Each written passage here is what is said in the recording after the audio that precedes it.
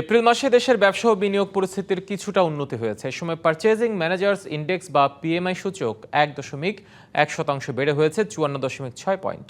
Dhaka metropolitan chamber of commerce এবং গবেষণা প্রতিষ্ঠান পলিসি এক্সচেঞ্জ বাংলাদেশ যৌথভাবে এই সূচক প্রকাশ করে। প্রতি মাসে কৃষি, নির্মাণ, উৎপাদন ও সেবা খাতে 400টির বেশি প্রতিষ্ঠানের তথ্য বিশ্লেষণ করে প্রকাশ করা হয় এই সূচক।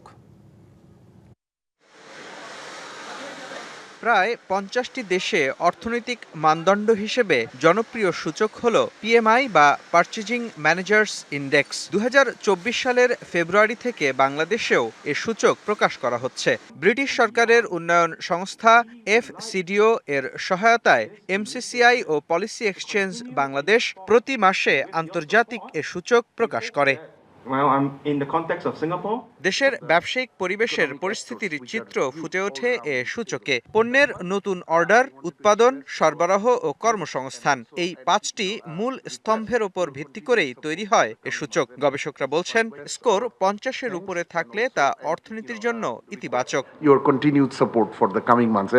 দেশের কৃষি, নির্মাণ, উৎপাদন ও সেবা খাতের প্রকৃত অবস্থা বুঝতে এই ইন্ডেক্স সহায়তা করছে। ভবিষ্যতে পিএমআই এর মাধ্যমে ব্যবসায়ীরা আগামী দিনের অর্থনৈতিক পূর্বাভাস বিশ্লেষণ করে বিনিয়োগের সঠিক সিদ্ধান্ত নিতে পারবেন, যা বাংলাদেশকে বিশ্ববাজারে আরও প্রতিযোগিতামূলক করবে। ঈদ আসবে, সাথে ক্যাশব্যাকও আসবে। নিজের বা প্রিয়জনের জন্য কেনাকাটায় এবারও নগদ পেমেন্টে পাচ্ছেন দারুণ ক্যাশব্যাক। তাই যাই কিনুন, পেমেন্ট করুন নগদে। economic actors which are you all around this table.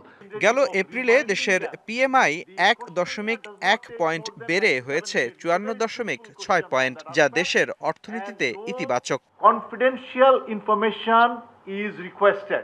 উদ্যোক্তারা কোনো দেশে বিনিয়োগের আগে সেখানকার ব্যবসার বাস্তব চিত্র জানতে চান। পিএমআই সূচক তাদের সেই আস্থার জায়গা তৈরি করবে। তবে নিয়মিত এই তথ্য প্রকাশের জন্য সকলের সহযোগিতা দরকার। Not really divulge your business secrets in that regard. আয়োজকরা বলেন, পিএমআই দেশের অর্থনীতির জন্য আগাম সতর্কবার্তা হিসেবে কাজ করবে। এর মাধ্যমে কর্পোরেট প্রতিষ্ঠান ও বিনিয়োগকারীরা বাজারের প্রকৃত অবস্থা বুঝে সময়মতো সঠিক সিদ্ধান্ত নিতে পারবেন।